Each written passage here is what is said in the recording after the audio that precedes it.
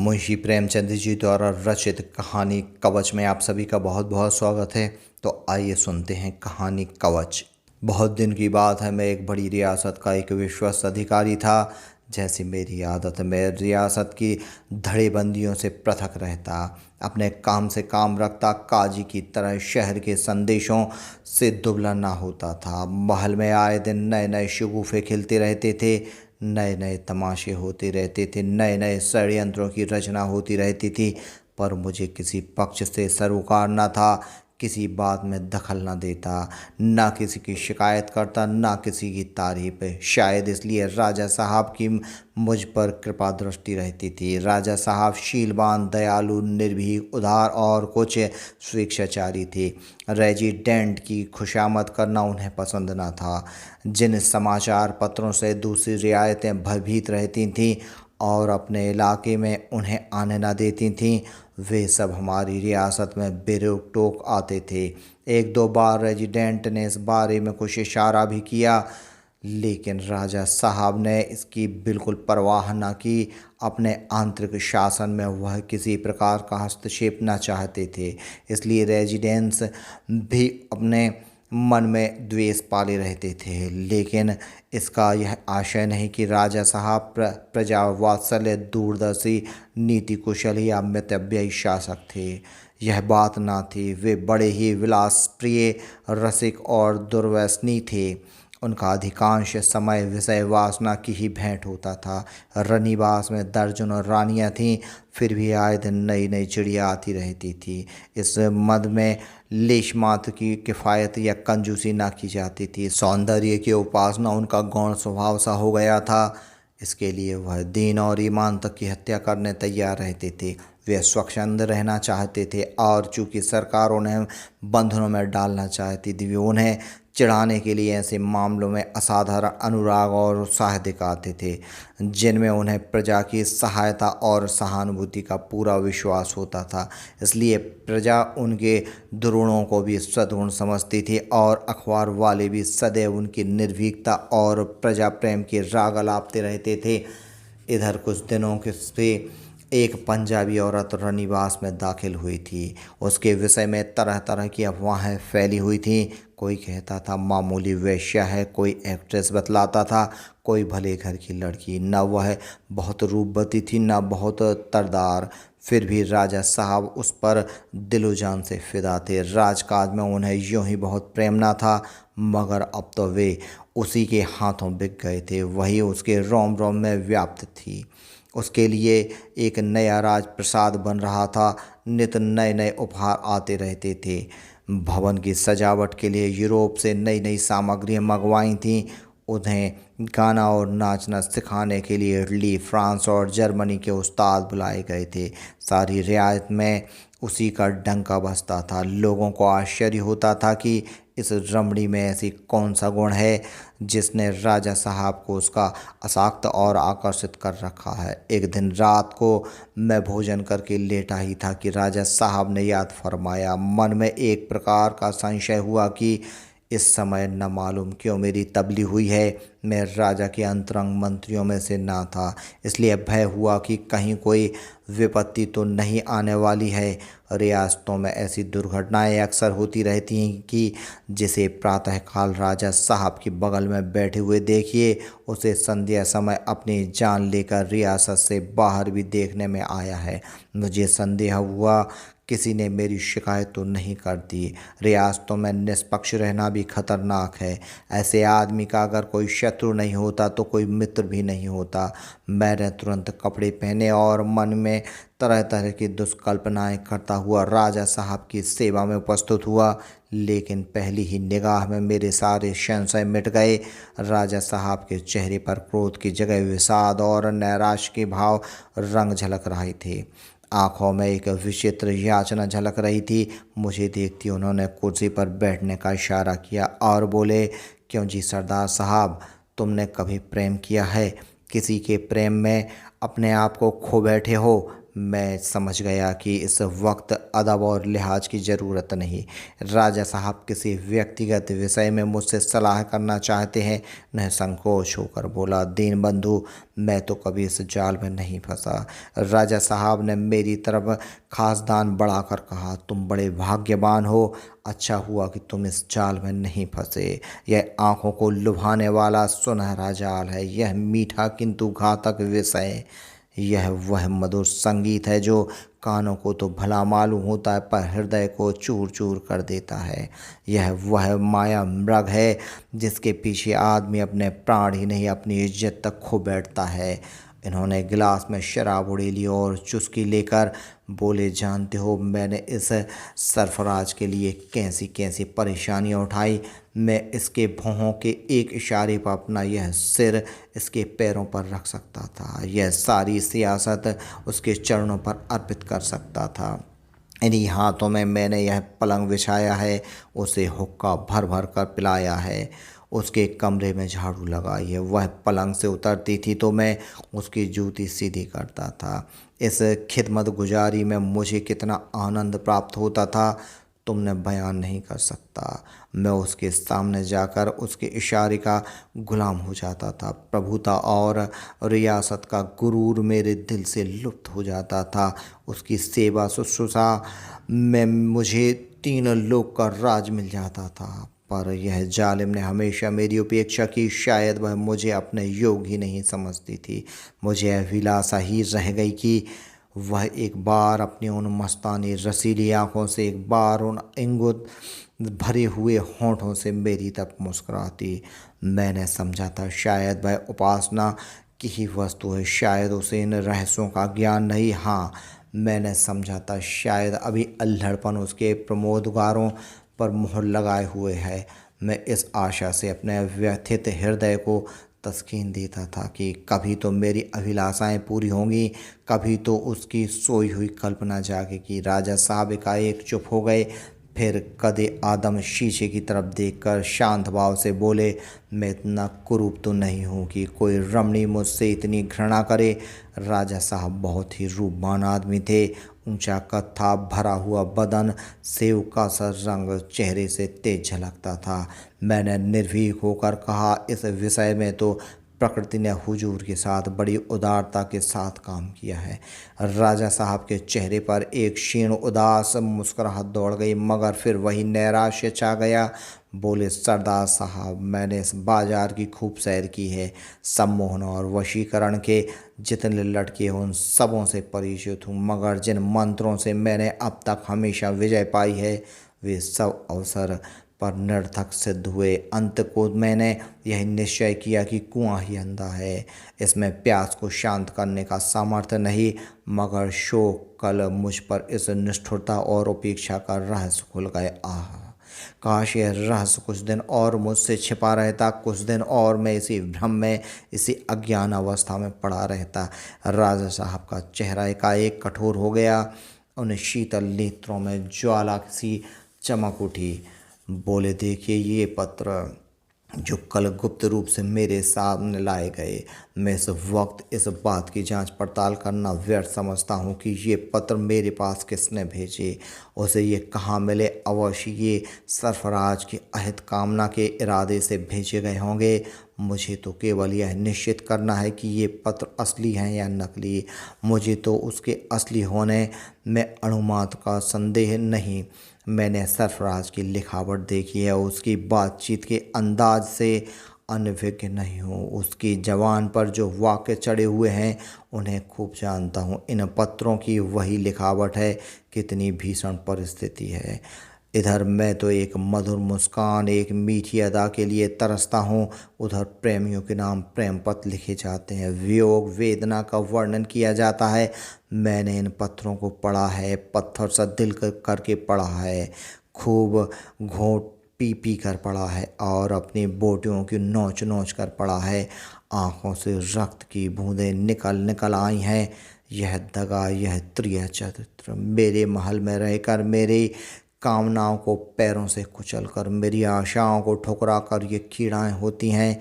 मेरे लिए खारे पानी की एक बूंद भी नहीं, दूसरों पर सुधा जल की वर्षा हो रही है। मेरे लिए एक चुटकी भर आटा नहीं, दूसरों के लिए सटरस पदार्थ परसे जा रहे हैं। तुम अनुमान नहीं कर सकते कि इन पत्रों को पढ़कर मेरी क्या दशा हुई। पहला उद्वेग जो मेरे हृदय में उठा वह यह था कि इसी वक्त तलवार लेकर जाऊं और उस बेदर्द के सामने यह कटार अपनी छाती में भोंक लूं, उसी की आंखों के सामने एड़ियां रगड़ रगड़ मर जाऊं। शायद मेरे बाद मेरे प्रेम की कद्र करे, शायद मेरे खून के गर्म छींटे उसके वज्र कठोर हृदय को द्रवित कर दें। लेकिन अंतस्थल के न मालूम किस प्रदेश में आवाज आई, यह सरासर नादानी है। तुम मर जाओगे और यह छलनी तुम्हारे प्रेम उपहारों से दामन भरे दिल में तुम्हारी मूर्ता पर हंसती हुई दूसरे ही दिन अपने प्रियतम के पास चली जाएगी। दोनों तुम्हारी दौलत के मजे उड़ाएंगे और तुम वंचित दलित आत्मा को तड़पाएंगे। सरदार साहब, विश्वास मानिए, यह आवाज़ मुझे अपने ही हृदय से किसी स्थल से सुनाई दी। मैंने उसी वक्त तलवार निकालकर कमर से रख दी। अत्याचार का विचार जाता रहा और एक ही क्षण में बदले का प्रबल उद्वेग हृदय पर चमक उठा। देह का एक एक परमाणु एक आंतरिक ज्वाला से उत्पन्न हो उठा, एक एक रोए से आय सी निकलने लगी। उसी वक्त जाकर उसकी कपट लीला का अंत कर दूं। जिन आँखों की निगाह के लिए अपने प्राण तक निछावर करता था, उन्होंने सदैव के लिए ज्योतिहीन कर दूं। उन विषाक्त अधरों को सदैव के लिए स्वरहीन कर दूं। जिस हृदय में इतनी निष्ठुरता, इतनी कठोरता और इतना कपट भरा हुआ, उसे चीर कर पैरों से कुचल डालूं। खून सा सिर पर सवार हो गया। सरफराज की सारी महत्ता, सारा माधुर्य, सारा भाव विलास दूषित मालूम होने लगा। उस वक्त अगर मुझे मालूम हो जाता कि सरफराज की किसी ने हत्या कर डाली तो शायद मैं उस हत्यारे के पैरों का चुंबन करता। अगर सुनता कि वह मरणासन है तो उसके दम तोड़ने का तमाशा करता। खून का दृढ़ संकल्प करके मैंने दोहरी तलवारें कमर में लगाईं और उसके शयनागार में दाखिल हुआ। जिस द्वार पर जाती आशा और भय का संग्राम होने लगता था कि वह पहुंचकर इस वक्त मुझे वह आनंद हुआ जो शिकारी को शिकार करने में होता है। सरदार साहब, उन भावनाओं उद्गारों का जिक्र ना करूँगा तो उस समय मेरे हृदय को आंदोलित करने लगे। अगर वाणी में इतनी सामर्थ्य हो तो मन को इस चर्चा में उद्विग्न नहीं करना चाहता। मैंने दबे पांव कमरे में कदम रखा। सरफराज विलासमय निद्रा में मग्न थी, मगर उसे देखकर मेरे हृदय में एक विचित्र करुणा उत्पन्न हुई। जी हाँ, वह क्रोध और उत्ताप न जाने कहाँ गायब हो गया। उसका क्या अपराध है? यह प्रश्न आकस्मिक रूप से मेरे हृदय में पैदा हुआ। उसका क्या अपराध है? अगर उसका वही अपराध है जो इस समय मैं कर रहा हूँ तो मुझे उससे बदला लेने का क्या अधिकार है? अगर वह अपने प्रियतम के लिए उतनी ही विकल, उतनी ही अधीर, उतनी ही आतुर है जितना मैं हूँ तो उसका क्या दोष है? जिस तरह मैं अपने दिल से मजबूर हूँ, क्या वह भी अपने दिल से मजबूर रत्नों से मेरे प्रेम को बिसाहना चाहे तो क्या मैं उसे प्रेम से अनुरक्त हो जाऊंगा? शायद नहीं। मैं मौका पाते ही भाग निकलूंगा। यह मेरा अन्याय है।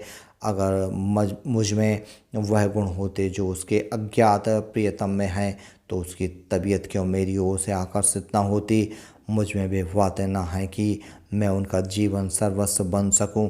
अगर मुझे कोई कड़वी चीज़ अच्छी नहीं लगती तो मैं स्वतः हलवाई की दुकान की तरफ जाऊंगा जो मिठाइयाँ बेचता है। संभव है धीरे धीरे मेरी रुचि बदल जाए और मैं कड़वी चीज़ें पसंद करने लगूं, लेकिन बलात् तलवार की नोक पर कोई कड़वी चीज़ मेरे मुंह में नहीं डाल सकता। इन विचारों ने मुझे पराजित कर दिया। वह सूरज जो एक क्षण पहले मुझे काटने खाती थी, उसमें पहले से शतगुण आकर्षण था।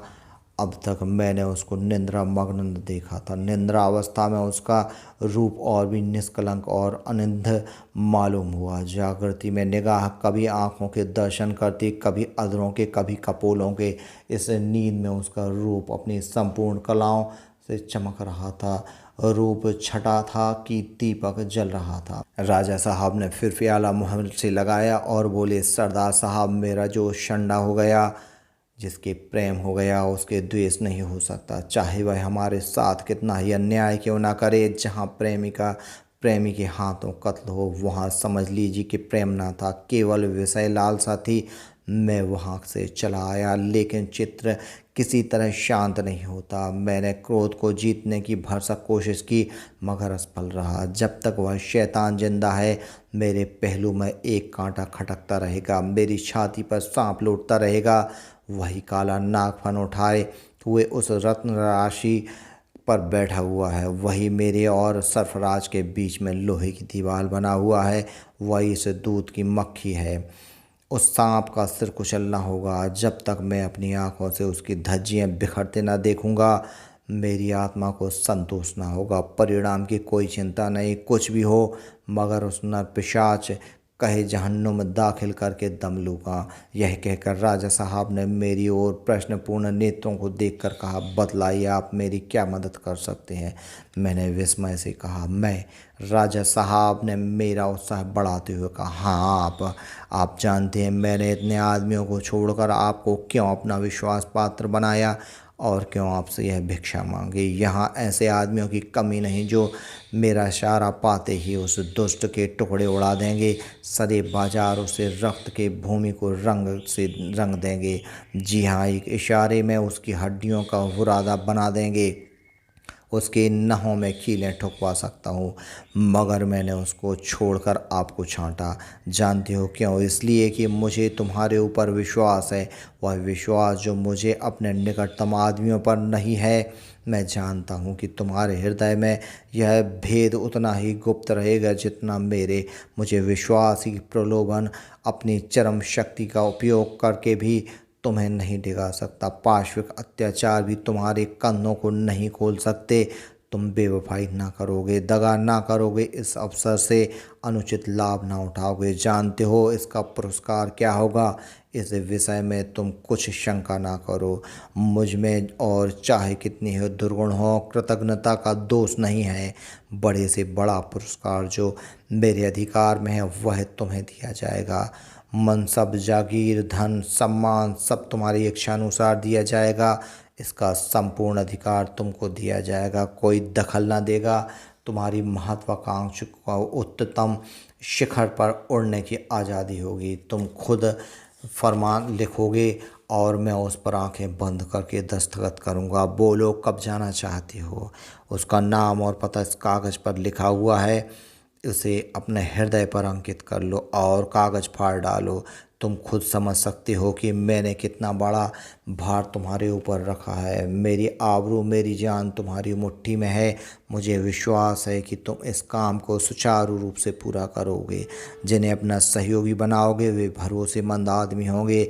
तुम्हें अधिकतर बुद्धिता, दूरदर्शिता और धैर्य से काम लेना होगा। एक असंयत शब्द, एक क्षण का विलंब, जरा सी लापरवाही मेरा और तुम्हारे दोनों के लिए प्राण घातक होगी।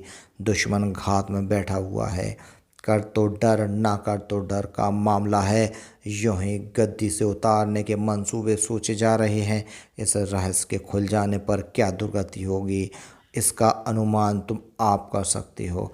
वरना मैं नज़रबंद कर दिया जाऊंगा। सियासत गैरों के हाथ में चली जाएगी और मेरा जीवन नष्ट हो जाएगा। मैं चाहता हूं कि आज ही चले जाओ। यह इंपीरियल बैंक का चेक बुक है। मैंने चेकों पर दस्तखत कर दिए हैं। जब जितने रुपए की ज़रूरत है ले लेना। मेरा दिमाग साथ में आसमान पर जा पहुंचा। अब मुझे मालूम हुआ कि प्रलोभन में ईमान को बिगाड़ने की कितनी शक्ति होती है। मुझे जैसे कोई नशा हो गया। मैंने एक किताब में पढ़ा था कि अपने भाग्य निर्माण का अवसर हर आदमी को मिलता है और एक ही बार मिलता है। जो इस अवसर को दोनों हाथों से पकड़ लेता है वह मर्द है। जो आगा पीछा में पढ़कर उसे छोड़ देता है वह कायर होता है। एक को धन, यश, गौरव नसीब होता है और दूसरे खेद, लज्जा और दुर्दशा में रो रो कर जिंदगी के दिन काटता है। फैसला करने के लिए केवल एक क्षण का समय मिलता है। वह समय कितना बहुमूल्य होता है। मेरे जीवन में यह वही अवसर था, मैंने उसे दोनों हाथों से पकड़ने का निश्चय कर लिया। सौभाग्य अपनी सर्वोत्तम सिद्धियों का थाल लिए मेरे सामने हाजिर है। वह सारी विभूतियाँ जिनके लिए आदमी जीता मरता है मेरे स्वागत करने के लिए खड़ी हैं। अगर इस समय मैं उनकी उपेक्षा करूं तो मुझ जैसे अभागा आदमी संसार में ना होगा। माना कि बड़े जोखिम का काम है, लेकिन पुरस्कार तो देखो, दरिया में गोता लगाते ही तो मोती मिलता है। तख्त पर बैठते हुए कारों के लिए कौड़ी और घोंघों के सिवा और क्या। माना कि बेगुनाह के खून से हाथ रखना पड़ेगा, क्या मुझाएगा। बलिदान से ही वरदान मिलता है, संसार समर हाथ रंगना पड़ेगा, क्या मुझाएगा। बलिदान से ही वरदान मिलता है, संसार समर भूमि है।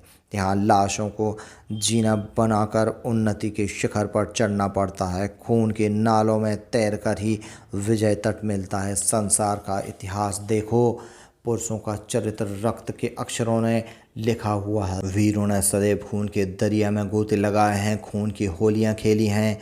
खून का डर दुर्बलता और कम हिम्मती का चिन्ह है।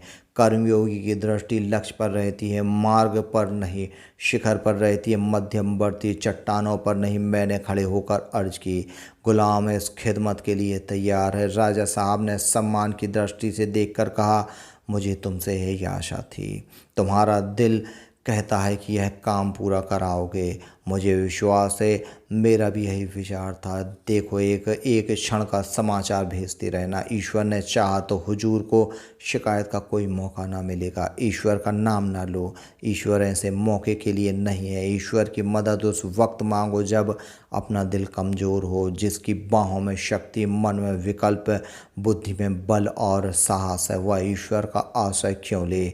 अच्छा, जाओ और जल्द सुरखरू होकर लौटो, आंखें तुम्हारी तरफ लगी रहेंगी। मैंने आत्मा की आलोचनाओं को सिर तक ना उठाने दिया। उस दुष्ट को क्या अधिकार था कि वह सरफराज से ऐसा कुत्सित संबंध रखे, जब उसे मालूम था कि राजा साहब ने उसे अपने हरम में दाखिल कर लिया है। यह लगभग उतना ही गर्हित अपराध है जितना किसी विवाहिता स्त्री को भगा ले जाना। सरफराज एक प्रकार से विवाहिता है। ऐसी स्त्री से पत्र व्यवहार करना और उस पर डोरी डालना किसी दशा में भी क्षम्य नहीं हो सकता। ऐसे रंगीन अपराध की सज़ा भी उतनी ही रंगीन होनी चाहिए। अगर मेरे हृदय में उस वक्त तक कुछ दुर्बलता, कुछ संयम, कुछ अविश्वास था तो इस तर्क ने उसे दूर कर दिया। सत्य का विश्वास सत्य साहस का मंत्र है। और वह खून मेरी नज़रों में पापमय हत्या नहीं, जायज खून था और उससे मुँह मोड़ना लज्जाजनक कायरता। गाड़ी के जाने में अभी 2 घंटे की देर थी। रात भर का सफ़र था, लेकिन भोजन की ओर बिल्कुल रुचि न थी। मैंने सफ़र की तैयारी शुरू की। बाजार से एक नकली दाढ़ी लाया, ट्रंक में 2 रिवाल्वर रख लिए। फिर सोचने लगा किसे अपने साथ ले चलूँ। यहाँ से किसी को ले जाना तो नीति विरुद्ध है। फिर क्या अपने भाई साहब को तार दूँ? हाँ, यही उचित है। उन्हें लिख दूँ मुझसे बम्बई में आकर मिलें, लेकिन नहीं, भाई साहब को क्यों फंसाऊँ? कौन जाने क्या हो। बम्बई में ऐसे आदमी की क्या कमी। 1 लाख रुपए का लालच दो, चुटकियों में काम हो जाएगा। वहाँ एक से एक शातिर पड़े हैं जो चाहे तो फरिश्तों का भी खून कर आएं। बस इन महाशय को किसी हिकमत से किसी वेश्या के कमरे में लाया जाए और वहीं उसका काम तमाम कर दिया जाए। या समुद्र के किनारे जब वह हवा खाने निकले तो वहीं मार कर लाश समुद्र में डाल दी जाए। अभी चूँकि देर थी, मैंने सोचा आओ संध्या कर लूँ। ज्यों ही संध्या के कमरे में कदम रखा, माता जी के तिरंगे चित्र पर नजर पड़ी। मैं मूर्ति पूजक नहीं हूँ, धर्म की ओर मेरी प्रवृत्ति नहीं है, ना ही कोई व्रत करता हूँ, लेकिन न जाने क्यों उस चित्र को देखकर अपनी आत्मा में एक प्रकाश का अनुभव करता हूँ। उन आँखों में मुझे अब भी वही वात्सल्य ज्योति, वही दैवीय आशीर्वाद मिलता है जिसकी बाल स्मृति अब भी मेरे हृदय में गदगद कर देती है। वह चित्र मेरे लिए चित्र नहीं बल्कि सजीव प्रतिमा है जिसने मेरी सृष्टि की और अब भी मुझ जीवन प्रदान कर रही है। उस चित्र को देखकर मैं यकायक चौंक पड़ा, जैसे कोई आदमी उस वक्त चोर के कंधे पर हाथ रख दे जब वह सेंध मार रहा हो। उस चित्र को रोज ही देखता करता था। दिन में कई बार उस पर निगाह पड़ती थी, पर आज मेरे मन को जो दशा हुई वह कभी ना हुई थी। कितनी लज्जा और कितना क्रोध, मानो कह रही थी मुझे तुमसे ऐसी आशा ना थी। मैं उस तरफ ताक ना सका, फौरन आंखें झुका ली। अन्य आंखों के सामने खड़े होने की हिम्मत मुझे ना हुई। वह तस्वीर की आंखें ना थीं, सजीव, तीव्र और ज्वालबार, हृदय में बैठने वाली नोकदार भाले की तरह हृदय में चुभने वाली आंखें थीं। मुझे ऐसा मालूम हुआ गिर पड़ूंगा। मैं वहीं फर्श पर बैठ गया। मेरा सिर आप ही आप झुक गया। बिल्कुल अज्ञात रूप से, मानो किसी दैवी प्रेरणा से, मेरे संकल्प में एक क्रांति सी हो गई। उस सत्य के पुतले, उस प्रकाश की प्रतिमा ने मेरी आत्मा को सजग कर दिया। मन में क्या क्या भाव उत्पन्न हुए, क्या क्या विचार उठे, उसकी मुझे खबर नहीं। मैं इतना ही जानता हूँ कि मैं एक सम्मोहित दशा में घर से निकला, मोटर तैयार कराई और 10 बजे राजा साहब की सेवा में जा पहुंचा। मेरे लिए उन्होंने विशेष रूप से ताकीद कर दी थी कि जिस वक्त चाहूँ उनसे मिल सकता हूँ। कोई अड़चन ना पड़ी। मैं जाकर नम्र भाव से बोला, हुजूर कुछ अर्ज करना चाहता हूँ। राजा साहब अपने विचार में इस समस्या को सुलझाकर इस वक्त इत्मीनान की सांस ले रहे थे। मुझे देखकर उन्हें किसी नई उलझन का अंदेशा हुआ। त्योरियों पर बल पड़ गए, मगर एक ही क्षण में नीति ने विजय पाई। मुस्कुराकर बोले, हाँ हाँ कहिए, कोई खास बात। मैंने निर्भीक होकर कहा, मुझे क्षमा कीजिए, मुझसे यह काम ना होगा। राजा साहब का चेहरा पीला पड़ गया। मेरी ओर विस्मित से देखकर बोले, इसका मतलब मैं यह काम ना कर सकूंगा? क्यों? मुझसे वह सामर्थ्य नहीं। राजा साहब ने व्यंग्यपूर्ण नेत्रों से देखकर कहा, शायद आज मैं जागृत हो गई क्या? वही बीमारी जो कायरों और नामर्दों को हुआ करती है। अच्छी बात है, जाओ। हुजूर आप मुझसे नाराज ना हों। राजा साहब ने सह की भांति अग्नेय नेत्रों से देखते हुए गरज कर कहा, मत बको नमक हराम। फिर कुछ नम्र होकर बोले, तुम्हारे भाग्य में ठोकरें खाना ही लिखा है। मैंने तुम्हारे वह अवसर दिया था जिसे कोई दूसरा आदमी दैवी वरदान समझता, मगर तुमने उसकी कद्र ना की। तुम्हारी तकदीर तुमसे फिरी हुई है। हमेशा गुलामी करोगी और धक्के खाओगे। तुम जैसे आदमियों के लिए गेरुए वनों की और कमंडल तथा पहाड़ की गुफा। इस धर्म और अधर्म की समस्या पर विचार करने के लिए उसी वैराग की जरूरत है। संसार मर्दों के लिए है। मैं पछता रहा था कि मैंने पहले ही क्यों न इनकार कर दिया। राजा साहब ने एक क्षण के बाद फिर कहा, अब भी मौका है, फिर सोचो। मैंने उसी निशंक तत्परता के साथ कहा, हुजूर मैंने खूब सोच लिया है। राजा साहब होंठ दांतों से काटकर बोले, बेहतर है, जाओ और आज ही रात को मेरे राज्य की सीमा से बाहर निकल जाओ। शायद कल तुम्हें इसका अवसर ना मिले। मैं ना मालूम क्या समझकर तुम्हारी जान बख्शी कर रहा हूँ। न जाने कौन मेरे हृदय में बैठा हुआ तुम्हारी रक्षा कर रहा है। मैं इस वक्त अपने आप में नहीं हूँ, लेकिन मुझे तुम्हारी शराफत पर भरोसा है। मुझे अब भी विश्वास है कि इस मामले को तुम दीवार के सामने भी जबान पर ना लाओगे। मैं चुपके से निकल आया और रातों रात राज्य के बाहर पहुंच गया। मैंने उस चित्र के सिवा और कोई चीज़ अपने साथ ना ली। इधर सूर्य ने पूर्व की सीमा में पदार्पण किया, उधर मैं रियासत की सीमा से निकलकर अंग्रेजी इलाके में जा पहुंचा।